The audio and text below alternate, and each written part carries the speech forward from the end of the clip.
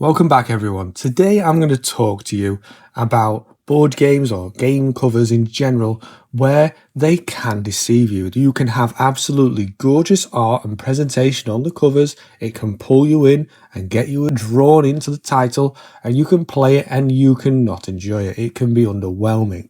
Now this is the opposite of a video I did some time ago where I talked about how board game covers can be absolutely terrible, but they can be brilliant games. I think the opposite of the argument is also very true. I have had experiences where I have chosen games with gorgeous covers to play, and they have really let me down. And we're going to go through that today. I'm going to talk to you about a few examples. So if any of these games are ones you truly love, that you really enjoy, don't be upset, don't be down about it. It's fine. Everybody likes different games. But some of these titles, they pulled me in with the art on the covers, and I just did not enjoy the games at all. So we're going to go into that because I think it's important to understand that just because it's got a nice piece of art, it doesn't mean that you're going to enjoy the game within the box. So I think it's best to get straight into a good example of where I think this is applicable for me and tell you why. Obviously, I feel it meets this list. So the one that I chose for the thumbnail was Mysterium. And Mysterium has a outstanding cover, absolutely outstanding.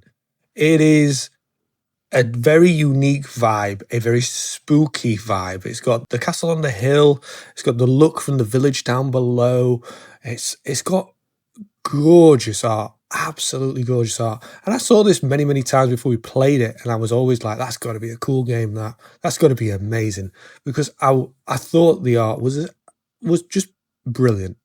When we got to the table and we tried the game, it was one of these where you were doing a lot of descriptions with pictures and you're giving hints, and the game fell absolutely flat for me.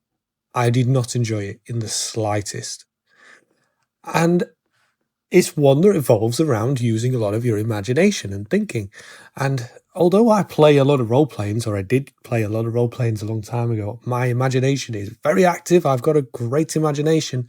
I can create entire story arcs and entire worlds and things in my head for whatever game sessions or maybe even a novel I'm writing. I've got no problem with that kind of thought. I just really did not get into the gameplay of Mysterium at all. My imagination wandered. I was very bored. I didn't like it. And so this is a prime example of where an outstanding cover, beautiful art, where they have gone to town, they have got somebody who is really good at what they're doing, and they've made something really gorgeous. They've put it on the cover of the box, so they've done a great job from the marketing side. They've chose something that stands out, looks good, but I just did not enjoy the game within. And there's been a few occasions where this has happened.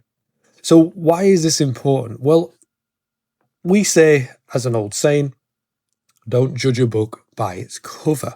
That's definitely applicable to the last video I did where I said great games can have terrible artwork on the cover, but it's the same in reverse. A bad game can have a nice cover, and you guys need to be aware of that. Don't buy games based on just the artwork alone. You need to do deeper research when you buy these games. Read the blurb on the back. Look at the board game. Does it sound like something you're interested? You can't judge the entire game just on the artwork on the front, because you can be let down. And that is the last thing that I would want for you. I don't want you to buy a game and not like it and then have to get rid of it, because that's unnecessary effort. It's something you don't need to do. Put a little bit more effort into the games you're looking at and see if it really is for you. Don't just go off of the picture on the front. And that's what we're going through today. I'm going to talk about a few examples, talk about a few titles where I was interested in the game from the art. And just off of that, I was pulled in. I was engaged. I was ready to play it. And then, obviously, I was turned off once we started. So another game along this vein as well is Dixit. And Dixit is another one, similar kind of vein. It has gorgeous cover, really nice presentation with that title. The same kind of principles in gameplay. You are going to be using your imagination, using different cards with artwork on them, and obviously you're going to be communicating however to win the game. And again, my imagination, I have no problem with it, but I just did not enjoy that title at all. So although I was captivated at first by the look of the gameplay did not impress me at all. And there's been numerous titles throughout the years. One, for example, is Ice Cool. I thought Ice Cool was a nice cover. It's plain, it's simple, it's a flicking game, does a good job. Nice cover for a board game. I have another board game here, another flicking game called Flicky Spaceships, which is much less well known, but I enjoyed that game. So I was interested to try other flicking games, and Ice Cool was one that was very popular, had a nice presentation. I tried it, and I was somewhat let down. It didn't interest me at all. I didn't enjoy it at all. Rising 5 had the Dice Tower logo on it. It was a nice sci-fi cover. It looked interesting. The style of art was different. I liked it for many aspects. And it looked interesting on the back as well, but I tried it and I was very unimpressed. It's essentially Mastermind, the old Mastermind board game. You're trying to get the right sequence to essentially unlock it and win the game. And it was an underwhelming experience. When I saw this sci-fi-esque game with this really interesting and different universe with different alien species, and it was really invoking art, I was impressed with it, I was invested, and the gameplay I just did not enjoy. It's a perfect example of where one has pulled me in a genre I like, sci-fi, and just fell flat. And me and my family saw Flamme Rouge, I think, at the first time we went to the Board Game Expo. Now, don't get me wrong, it's not my style of art, but it's still good art. I can accept that it is a nice cover. So, although I wasn't pulled in from that side, it's a nice cover, it does a good job, and we were interested to try it. Like, oh, a cycling game, yeah, let's have a go at this. And we played it, we were very underwhelmed. The game was not for us at all. We did not enjoy it in any way, shape or form. And so we've never turned back, we've never looked at Flamme Rouge again. But that doesn't mean that you won't enjoy that game. That's just obviously our personal impressions of it. But again, it was a nice cover. I can't deny that. And the Exit games as well. The Exit games have nice boxes. They have a nice presentation. And they've been around for a long time. There was a lot of them. And we got, I believe it was Exit the Island or something like that. And we played it, and it was absolutely awful. We absolutely hated it. We accidentally went to the escape passage as well. As we were playing the game, we accidentally went to the escape passage. We went to the wrong segment, I believe, as we were reading it. And we escaped the island. That game I took straight to a charity shop the next day. It was gone. It still had a nice cover. It still had nice art. So why am I telling you about all of my experiences on this side? Why am I telling you about these negative game experiences?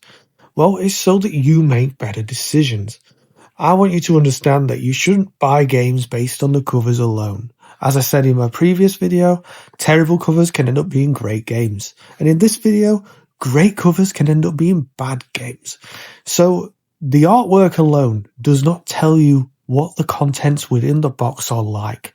Is it worth your time? Is it something your group will enjoy? The only thing you can do to counteract the cover itself is to do a little more research. Don't judge it just on the outward appearance. Read the blurb. Does it sound interesting? Does the gameplay sound like something you enjoy? How is it rated? Do people like it? Does it have positive reviews? You need to dig deeper when you're looking at buying games, and don't just pick it based on the outward appearance. I have had some pretty terrible experiences just based on judging a game by the cover itself. Mysterium is probably the first and foremost that comes to mind when I think in this respect, because I was sold on that spooky, unique vibe, but the gameplay has nothing to do with that. So the outward appearance was deceptive. It might look nice and presentable, but I didn't enjoy the game within. And that pretty much brings it to the end today. Please let me know, do you like the audio? Has the audio better? I've recorded this on the phone rather than the mic. Does it sound better and clearer to yourselves? And let us know what you think. Do you agree? Do you think games with nice covers can be bad. Have you had any experiences of this? Are any of these games are listed ones you've tried? Do you like them? Do you disagree with me? Are there any other games you can suggest and add to the list down below that you think qualify for this? And please do all the usual. Subscribe, like, and leave a comment, of course. I hope you've enjoyed today's video. I hope it's been useful. And I'll chat to you all next time.